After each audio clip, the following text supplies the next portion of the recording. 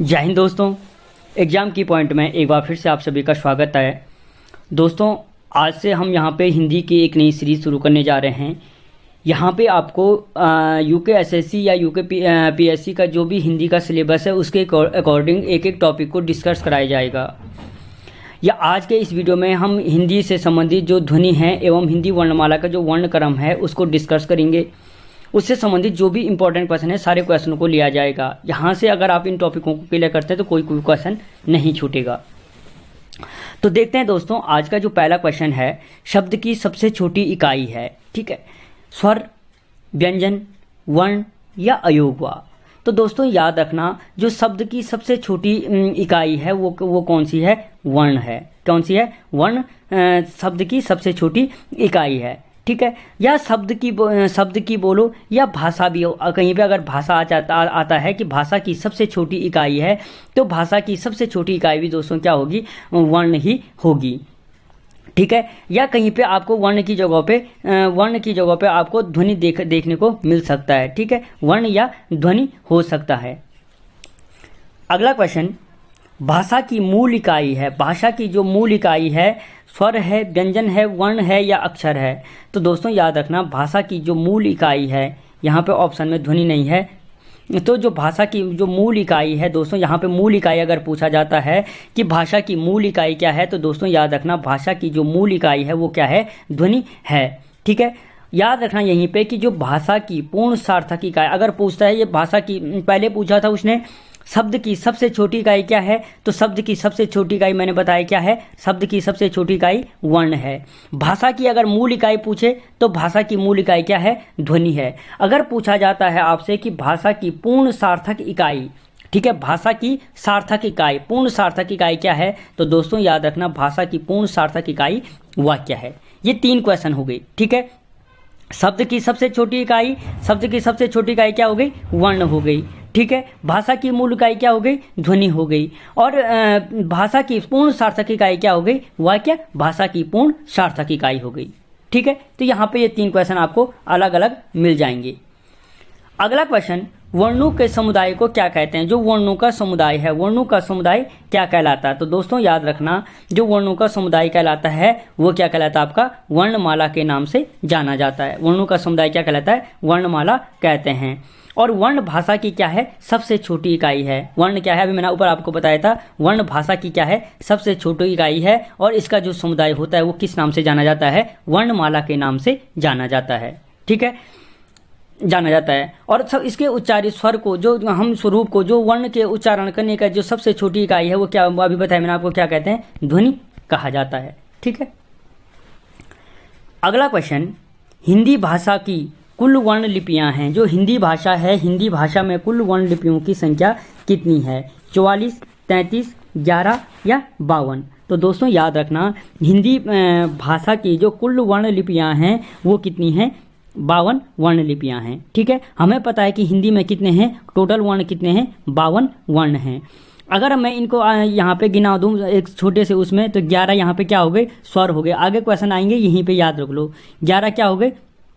स्वर हो गए। ठीक है, यहाँ पे 33 इसके क्या हो गए? व्यंजन हो गई। ठीक है, जिसमें अलग अलग वर्ग हैं, क वर्ग है, चौ वर्ग है, टौ वर्ग है, तौ वर्ग है, पौ वर्ग है। ठीक है, अंतस्थ वर्ण हो गए, 4 अंतस्थ वर्ण है। कौन कौन?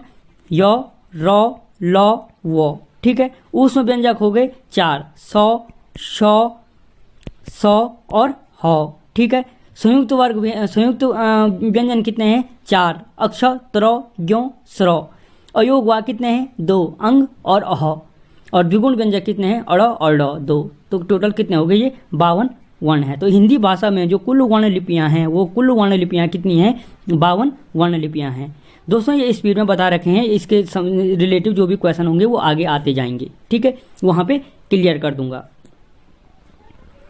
अगला क्वेश्चन, हिंदी में ध्वनियाँ कितने प्रकार की होती हैं? जो हिंदी है, हिंदी में ध्वनियों के प्रकार, हिंदी में ध्वनियाँ कितने प्रकार की होती हैं? 2, 4, 6 या 8। तो दोस्तों याद रखना, हिंदी में ध्वनियाँ कितने प्रकार की होती हैं? 2 प्रकार की होती हैं। एक ध्वनि को कहते हैं कि क्या? स्वर, और एक को कहते हैं व्यंजन। ठीक है, एक को स्वर कहते हैं, एक को क्या कहते हैं? व्यंजन कहते हैं। ठीक है, और स्वर हमें पता है स्वर के किसको कहते हैं, जो स्वतंत्र रूप से उच्चारित होने वाले, जिनको हम स्वतंत्र रूप से बोल सकते हैं, वो क्या कहलाते हैं, स्वर कहते हैं। और जो स्वरों की सहायता से बोले जाते हैं वो क्या कहलाते हैं, व्यंजन कहलाते हैं। यानी जो स्वतंत्र रूप से उच्चारित किए जाएंगे या बोले जाएंगे, सिंपल भाषा में समझो कि अगर हम जिनको स्वतंत्र रूप से बोल सकते हैं वो स्वर कहलाते हैं, और जिन स्वरों की सहायता से जिनको बोला जाता है वो क्या कहलाते हैं, व्यंजन के नाम से जाने जाते हैं। ठीक। अगला क्वेश्चन, जिन वर्णों का उच्चारण स्वतंत्र रूप से होता है कहलाते हैं। अभी बताया मैंने, जिन वर्णों का उच्चारण स्वतंत्र रूप से होता है उन्हें क्या कहते हैं, तो अभी बताया था मैंने, वो उन्हें क्या कहते हैं, स्वर कहते हैं। जिन वर्णों का उच्चारण स्वतंत्र रूप से होता है उन्हें क्या कहते हैं, स्वर कहते हैं। ठीक है। अगला क्वेश्चन, हिंदी वर्णमाला में स्वरों की संख्या है 11, 10, 13 या 9। तो दोस्तों याद रखना, हिंदी वर्णमाला में स्वरों की संख्या कितनी है, 11 स्वर हैं। कितने स्वरों हिंदी वर्णमाला में स्वरों की संख्या कितनी है, 11 स्वर हैं। और अगर मैं इन 11 स्वरों को देखें हम, तो अ, आ, ई, उ, री, ए, आई, ओ और औ हैं। ठीक है। 1, 2, 3, 4, 5, 6, 7, 8, 9, 10, 11। ठीक है। तो हिंदी वर्णमाला में ये क्या है, 11 स्वर हैं, याद रखना। अगला क्वेश्चन, हिंदी में कौन सा स्वर नहीं है, निम्नलिखित में से कौन सा स्वर नहीं है। तो अभी मैंने जो ऊपर आपको बताया कि जो इनमें स्वर हैं, औ भी है, ऊ भी है, ए भी है। ठीक है। क्या नहीं है, यो नहीं है। अब अगर हम यो की बात करें तो जो यो है वो क्या है, एक व्यंजन वर्ग है। क्या है, व्यंजन वर्ग है। और किस वर्ग के अंतर्गत आता है, जो ये व्यंजन वर्ग है ये चौ वर्ग के अंतर्गत आता है। चौ, छ, जौ, झ और यों। ठीक है। ये चौ वर्ग के अंतर्गत आता है। कई बार पूछा जाता है, आपको इनमें से कोई भी एक दे देगा कि इनमें से सपोज यों ही दे दिया कि ये किस वर्ग के अंतर्गत आता है, तो हमें यहाँ पे याद रखना चाहिए किसके वर्ग के अंतर्गत आता है, चौ वर्ग के अंतर्गत आता है। ठीक है। आगे इनकी ध्वनियों से संबंधित क्वेश्चन भी आएंगे। अगला क्वेश्चन, निम्नलिखित में से कौन सा स्वर नहीं है। ठीक है। तो हमें पता है आ भी है, ई भी है, ऊ भी है, कौन सा नहीं है, ब स्वर नहीं है। कौन सा नहीं है, इनमें से स्वर कौन सा नहीं है, ब स्वर नहीं है। ठीक है। और जो ब है वो किस प्रकार का व्यंजन है, अगर भी पूछा जाए किस प्रकार का व्यंजन है, तो स्पर्श व्यंजन है। किस प्रकार का व्यंजन है, स्पर्श व्यंजन है। ठीक है। और किस वर्ग के अंतर्गत आता है, प वर्ग के। ठीक है। क्योंकि प, फ, ब, भ ये सारे क्या हैं, प वर्ग के, ये ब क्या है, प वर्ग के अंतर्गत आता है। और किस प्रकार का व्यंजन है, स्पर्श व्यंजन है। ठीक है। अगला क्वेश्चन, निम्नलिखित में से कौन सा मूल दीर्घ स्वर है, मूल दीर्घ स्वर, कौन सा स्वर पूछ रहा है, निम्नलिखित में से कौन सा मूल दीर्घ स्वर नहीं है, पूछ रहा ना, नहीं है, कौन सा मूल दीर्घ स्वर नहीं है। तो दोस्तों याद रखना, इनमें से जो मूल दीर्घ स्वर नहीं है वो कौन सा नहीं है, आ, ई, उ या ओ। तो इनमें से याद रखना जो ओ है वो मूल दीर्घ स्वर नहीं है। क्यों, कौन सा स्वर नहीं है, मूल दीर्घ स्वर नहीं है। क्योंकि यहाँ पे एक चीज़ याद यहीं पे क्लियर कर लो कि जो मैंने आपको बताए थे स्वर कितने हैं, 11 हैं। इन स्वरों को बांटा गया है तीन भागों में। ठीक है। पहला हो गया ह्रस्व स्वर, दूसरा हो गए दीर्घ स्वर, और एक हो गए, तीसरा हो गए संयुक्त स्वर। ठीक है। अब यहाँ पे उसने कहा कि कौन सा दीर्घ स्वर नहीं है, या ये एक चीज याद रखना कि जो दीर्घ स्वर होते हैं वो 3 हैं, 3 दीर्घ स्वर हैं। कौन कौन है दीर्घ स्वर, आ, ठीक है, ई और उ, ये तीनों क्या हैं, दीर्घ स्वर हैं, आ, ई, उ। अब देखो यहीं पे एक मिनट रुक जाओ, यहीं पे मैं आपको इन दीर्घ स्वरों को यहीं पे क्लियर कर देता हूं।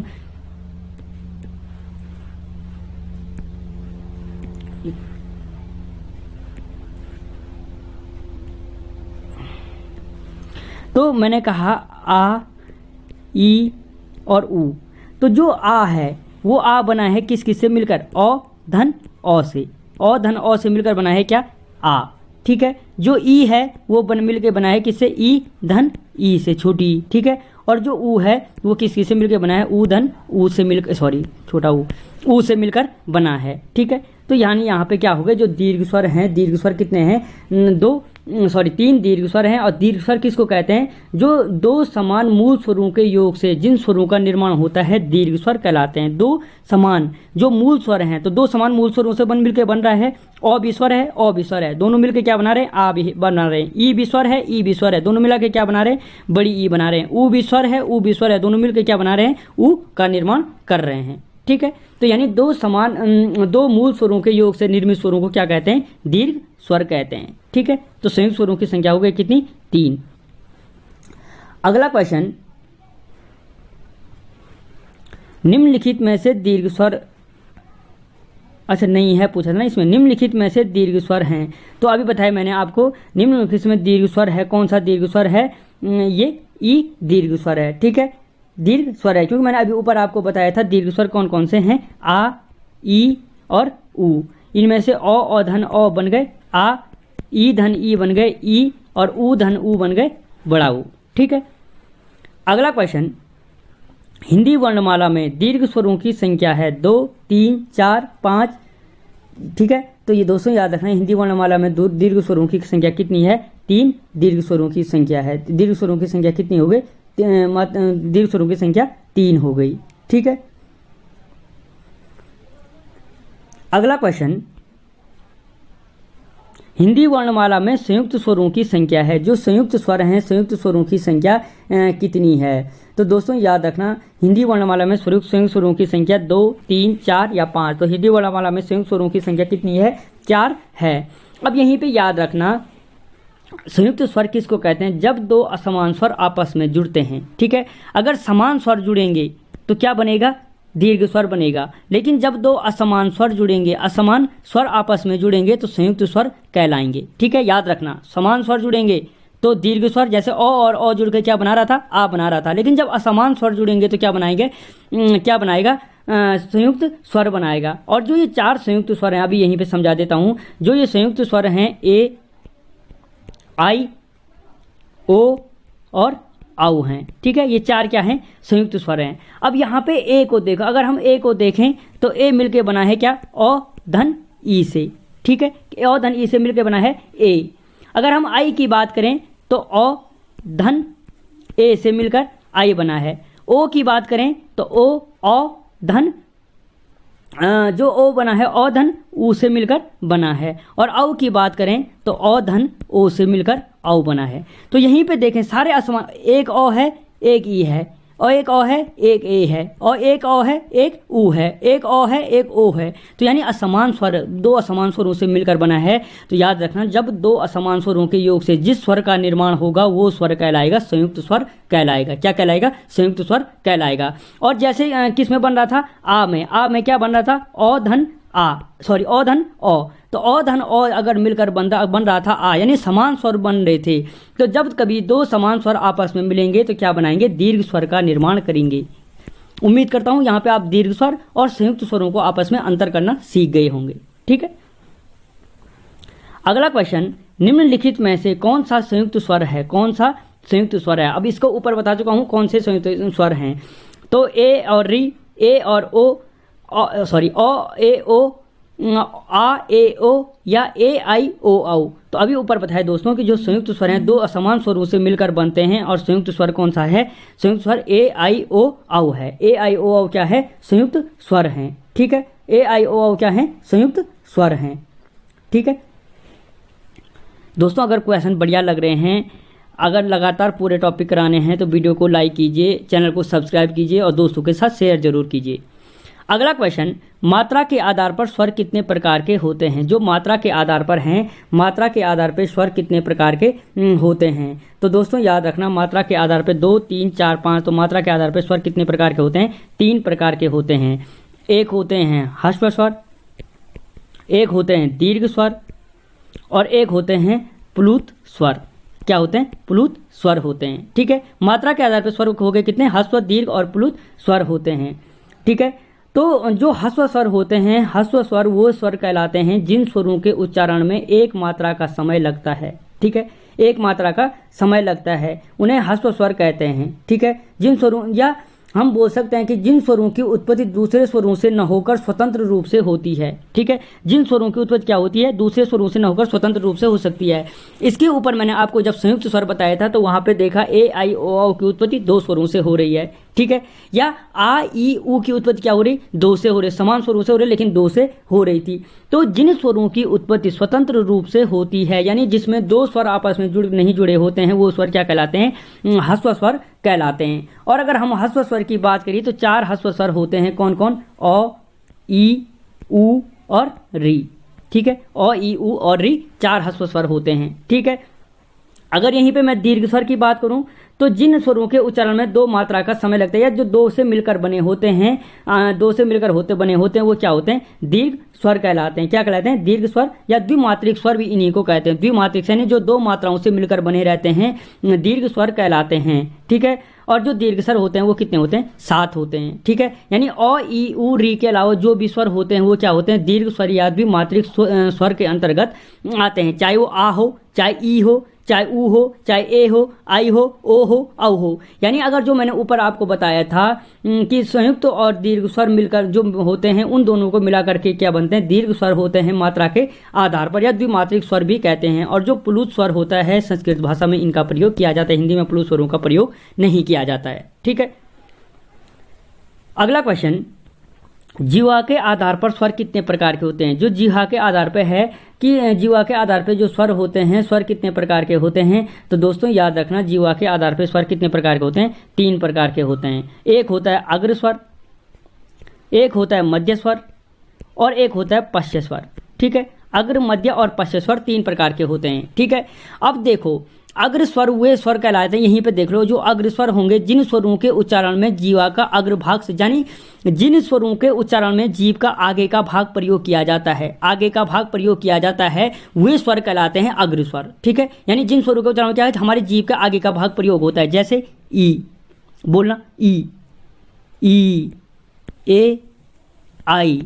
तो इन 4 स्वरों को देखो, ई ए आई, मेरे साथ बोलो, तुम्हें पता चल जाएगा, हमेशा के लिए याद रहेगा। जीवा के आधार पे अग्र स्वर कौन कौन है, जिनको बोलने में जीव के आगे के भाग का प्रयोग किया जा रहा है। ई ए आई, ये हो गए, आगे के भाग का प्रयोग किया जा रहा है, तो ये स्वर कहलाते हैं अग्र स्वर। ठीक है, दूसरा आता है जीवा के आधार पर मध्य स्वर, यानी जिन स्वरों के उच्चारण में जीव के मध्य भाग का प्रयोग किया जाता है वो क्या कहलाते हैं, मध्य स्वर कहलाते हैं। और मध्य स्वर के अंतर्गत जैसे अ, देखना अ कहां से, जीव, जैसे तुम अ बोलोगे जीव के मध्य भाग में एक हवा लग रही है, बोलो अ, तो अलग रही है, तो यानी अ क्या हो गए, मध्य स्वर हो गए। और पश्च स्वर वह स्वर कहलाता है जिसमें जीव के पिछले भाग का प्रयोग किया जाता है, यानी जिस स्वर के उच्चारण में जीव के पिछले भाग का प्रयोग किया जाता है पश्च स्वर कहलाता है। जैसे आ, देखो कहां से आ रहा है, लग रहा है कंठ से थोड़ा आगे से आवाज आ रही, आ, ऊ, ओ, आऊ। ठीक है, तो ये क्या हो गए, पश्च स्वर हो गए। तो देखो जीवा के आधार पे क्या हो गए स्वर, 3 प्रकार के हैं, 3 ही प्रकार के हर किसी के आधार पे। ठीक है, सिंपल भाषा में बोले तो ह्रस्व स्वर, दीर्घ स्वर और संयुक्त स्वर थे। मात्रा के आधार पे ह्रस्व, दीर्घ और प्लुत स्वर थे। जीवा के आधार पे अग्र स्वर, मध्य स्वर और पश्च स्वर थे। ठीक है, अब अगले क्वेश्चन की तरफ देखें, जो विवृत स्वर है, विवृत स्वर कौन सा है। ठीक है, तो दोस्तों याद रखना जो क्या है, विवृत स्वर हैं, तो जो विवृत स्वर है, विवृत स्वर आ, उ, ए और औ। ठीक है, तो जो विवृत स्वर है इनमें से विवृत स्वर कौन सा है, आ विवृत स्वर है। और जो विवृत स्वर किसको कहते हैं दोस्तों, विवृत स्वर कहलाता है जिन स्वरों के उच्चारण में मुख द्वार पूरा खुलता है, जिनके उच्चारण में क्या होता है, जो मुख द्वार होता है, मुख द्वार पूरा खुलता है, उनको क्या कहते हैं, विवृत स्वर कहते हैं। और तो आप लोग सोचेंगे इतने सारे आ गए, लेकिन दोस्तों जो प्रेजेंट टाइम में पेपर का पैटर्न बन रहा है बहुत ज़बरदस्त बन रहा है, तो वो हिंदी नहीं बची है जिसे कोई बिना पढ़े भी कर देता था। तो जो विवृत स्वर है, विवृत स्वर वो स्वर कहलाते हैं जिसमें मुखद्वार, पूरा मुखद्वार खुलता है। जैसे बोल के देखो आ, पूरा मुंह चौड़ा हो रहा है तो आ, ये क्या हो गए, विवृत स्वर हो गए। ठीक है, अगला क्वेश्चन, निम्नलिखित में से कौन सा अर्ध विवृत स्वर नहीं है। अच्छा, अर्ध विवृत स्वर नहीं है, तो दोस्तों याद रखना, जैसे विवृत में मैंने कहा जिसमें पूरा मुंह खुलता है, तो अर्धविवृत हो गए जिसमें मुंह आधा खुलता है। ठीक है, तो इनमें से बोल के देखो, इनमें से स्वरों के इसमें से आधा क्यों कौन सा है जो अर्धविवृत स्वर है, वो अर्धविवृत स्वर कौन सा नहीं है। ठीक है, अर्धविवृत स्वर कौन सा नहीं है। और देखो आधा मुंह खुल रहा है, अ ए ओ आधा खुल रहा है, और आ बोलो, अभी बोला मैंने आ क्या है, एक विवृत स्वर है। ठीक है, अगला क्वेश्चन, निम्नलिखित में से संवृत स्वर नहीं है। अच्छा, संवृत स्वर नहीं है, तो दोस्तों पहले संवृत स्वर की परिभाषा समझ लो। संवृत स्वर वो स्वर कहलाता है जिस स्वरों के उच्चारण में मुख द्वार लगभग बंद रहता है, जिसमें मुख द्वार लगभग क्या रहता है, बंद रहता है। देखो अगर पूरा खुलेगा विवृत, आधा खुलेगा अर्धविवृत, पूरा बंद रहेगा संवृत। ठीक है, तो इसमें से मुख द्वार लगभग बंद किस में है, जरा बोल के देखो, ई ई ऊ।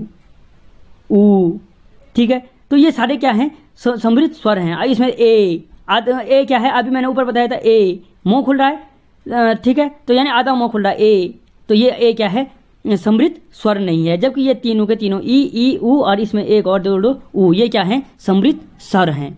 ठीक है, ई ऊ यानी मुंह उतना ही खुला, आधा बिल्कुल ना के बराबर खुल रहा है, तो ये क्या हो गई, संवृत स्वर हो गई।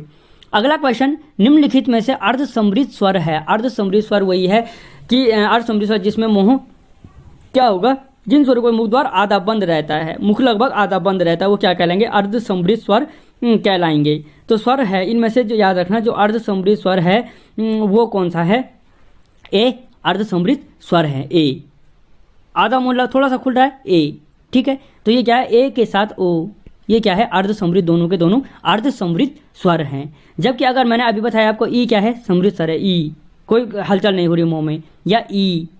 ठीक है, ऊ यानी कोई हलचल नहीं हो रही, तो ये संवृत हो गए। तो हमने देखा कि जो उनके मुख द्वार के आधार पे हैं, मुख द्वार के आधार पे ये कितने हो गए, 4 प्रकार के हो गए। विवृत हो गए जिसमें पूरा मुंह खुलता है, अर्धविवृत हो गए जिसमें आधा मुंह खुलता है, संवृत हो गए जिसमें मुंह क्या रहता है, लगभग बंद रहता है, अर्ध संवृत हो गए जिसमें मुंह आधा खुलता है। ठीक है, वो क्या हो गए, अर्ध संवृत स्वर हो गए।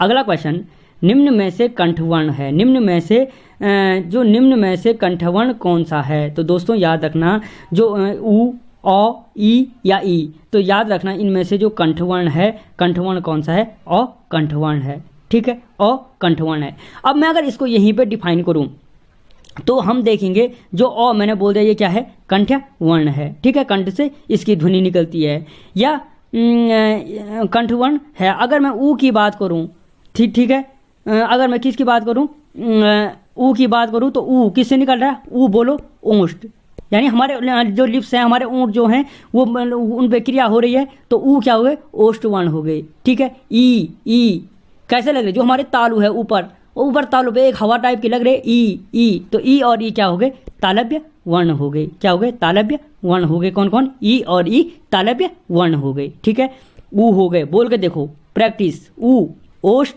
अ कंठ, ई और ई क्या हो गए, तालव्य वर्ण हो गए।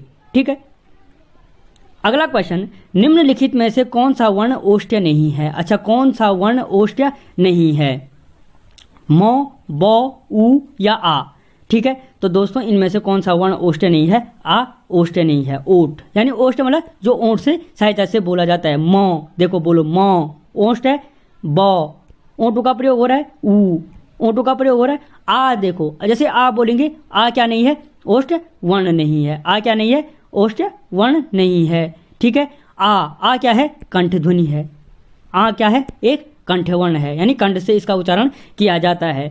और जब मैंने इसको समृद्ध विवृत के आधार पर बांटा था, वहां पे बोला था हमने ये क्या है, एक विवृत वर्ण है, यानी इसके मुंह पूरा का पूरा खुलता है। ठीक है, तो जो कंठवर्ण हो गए वो कौन कौन से हो गए, अ और आ क्या हो गए, कंठ वर्ण हो गए। ठीक है, यहाँ पे अगर मैं सिंपल तरीके से बताऊं आपको, तो जो अ और आ होते हैं वो कंठवर्ण होते हैं, जो ई और ई होते हैं वो तालु होते हैं, जो री होता है वो मुर्दा होता है, ऊ और ऊ ओष्ठ होते हैं, ए और आई कंठ तालु होते हैं, और ओ और औ कंठ और ओष्ठ का प्रयोग दोनों में किया जाता है। ठीक है, अगला क्वेश्चन, निम्नलिखित में से कंठ तालव्य कौन सा है। निम्नलिखित में से कंठ तालव्य कौन सा है, ऊ ए आई, री रौ सौ या अ आ। तो दोस्तों याद रखना इनमें से जो कंठ तालव्य है ए और आई, ए और कहाँ पे ए और आई क्या है, कंठ और तालव्य, यानी इनका प्रयोग कंठ और इनसे कंठ और तालु की सहायता से बोले जाते हैं, कंठ तालव्य कहलाते हैं। ठीक है, तो ए और आई बोल के देखो, ए आई। ठीक है, कंठ और तालव्य तालु से इनका प्रयोग किया जाता है, ये क्या हो गए, कंठ तालु हो गई। ऊ और ऊ, अभी मैंने आपको बोला ऊ और ऊ क्या है, ओष्ठ वर्ण है, यहीं पे देखते जाओ, ऊ और ऊ क्या है, ओष्ठ वर्ण है। रौ और सौ, ठीक है, इनके रौ और शौ, तो रौ और सौ क्या है, मूर्धन्य वर्ण है, रौ और सौ क्या है, मूर्धन्य वर्ण है। और उसके बाद बचता है अ और आ। अ और आ का प्रयोग किसमें किया जाता है, कंठ की सहायता से किया जाता है।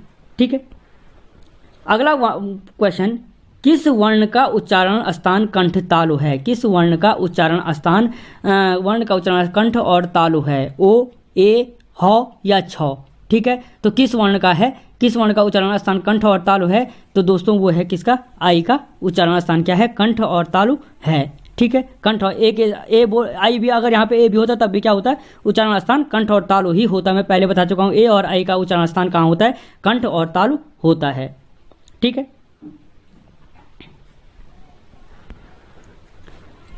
अगला क्वेश्चन, ओ और औ किस प्रकार के वर्ण हैं, जो ओ और औ हैं, तालव्य हैं, मूर्धन्य हैं, दंतोष्ठ्य हैं या कंठोष्य हैं। तो दोस्तों याद रखना, जो ओ और औ है, ओ और औ का उच्चारण, जो ओ और औ का उच्चारण स्थान है, ओ और औ का उच्चारण क्या है, कंठ और ओष्ठ की सहायता से होता है, इसलिए क्या है, कंठोष्ठ्य हैं। यानी कंठ और ओष्ठ की सहायता से, कंठ और ओष्ठ की सहायता से जिन वर्णों का उच्चारण किया जाता है वो क्या कहलाते हैं, कंठ ओष्ठ वर्ण। कौन कौन से हैं, ए और औ, कंठ और ओष्ठ की सहायता से इनको बोला जाता है। ठीक है, अगला क्वेश्चन, ई, चौ, छौ, जौ, झौ, यो आदि का उच्चारण स्थान किससे होता है, ई, चौ, छौ, जौ, झौ, यो का उच्चारण स्थान किससे होता है। ठीक है, तो दोस्तों याद रखना इनका कंठ से, मूर्धन्य से, तालव्य से या ओष्ठ से। तो जो इनका उच्चारण स्थान होता है, इनका स्थान किससे होता है, तालु से होता है। मैंने उससे पहले भी बोला था आपसे, जब चौ वाली बात आई थी, ये क्या है, तालु वर्ण है। तो चौ, तो ये सारे के सारे क्या हैं, इनका उच्चारण किससे होता है, तालु से होता है। या तुम बोल सकते हो कि तालु वर्ण वे वर्ण कहलाते हैं जिनके उच्चारण में क्या है, जीवा तालु को स्पर्श करती है। ठीक है, बोलो चौ, तुम्हारी जीभ ऊपर लग रही है, चौ, छ, जौ, झ, यों, ई।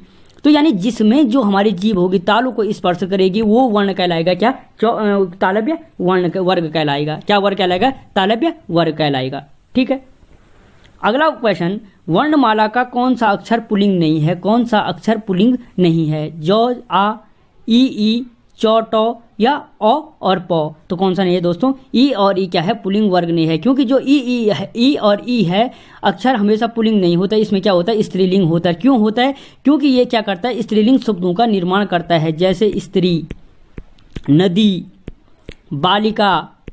ठीक है, इस तरीके से जो ये ई और ई है क्या करता है, स्त्रीलिंग शब्दों का प्रयोग करता है, इसलिए ये अक्षर क्या नहीं है, पुल्लिंग नहीं है। ठीक है, अगला क्वेश्चन, किस शब्द में री स्वर नहीं है, किस शब्द में री स्वर नहीं है। क्या पूछा है, किस शब्द में इनमें से क्या है, क्या नहीं है, री स्वर नहीं है। ठीक है, कृपा, दृष्ट, कृष्ण, क्रिया। तो साफ साफ दिख रहा है कि इसमें क्या, किस में नहीं है, क्रिया में री नहीं है। अब कृपा को अगर हम देखें तो ये क्या है, कृपा किस किस से मिलकर बना है, क, धन री, धन पौ, धन आ, किससे मिलकर बना है, कृपा। दृष्टि को देखें, दो, धन री, धन शौ, धन टौ, धन रौ, दृष्टि।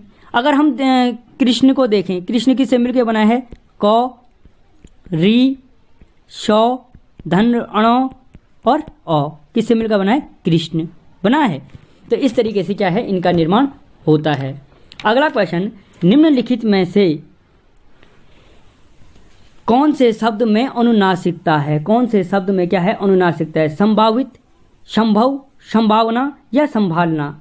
तो दोस्तों इनमें से जो अनुनासिकता है वो किस में है, संभालना में, किस में है, संभालना में।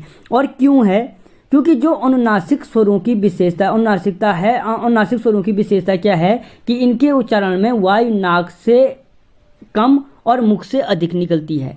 ठीक है, याद रखना कि अनुनासिक शब्द वे शब्द होते हैं जिनको बोलने में क्या होती है कि जो हवा होती है वो नाक से कम निकलती है और मुख से अधिक निकलती है। बोल के देखो, संभावित, संभव, संभावना, संभालना। तो आ रहा है संभालना में क्या आ रहा है कि जो हवा है मुख से अधिक निकल रही है, संभालना। तो इसलिए क्या है, एक अनुनासिकता है। अगला क्वेश्चन, किस शब्द में री का प्रयोग किया गया है? री का प्रयोग किस में किया गया है? क्रिया, वर्षा, रिपु या वृष्टि? तो दोस्तों री का प्रयोग किस में हुआ है? साफ साफ दिख रहा है कि हमें री का प्रयोग इसमें किस में हुआ है? वृष्टि में री का प्रयोग हुआ है। किस में? वृष्टि में। और जो वृष्टि है किस किस से मिलकर बना है? वो, धन री, धन सौ, ठीक है, धन सौ, धन टौ और टी छोटी, वृष्टि छोटी, धन ई, वृष्टि। ठीक है, तो इस तरीके से इन शब्दों का निर्माण होता है। दोस्तों आपको क्वेश्चन कैसे लगे मुझे कमेंट बॉक्स में जरूर बताना। इससे आगे का वीडियो, नेक्स्ट क्वेश्चन अगले वीडियो में लेके आऊँगा। तब तक जय हिंद।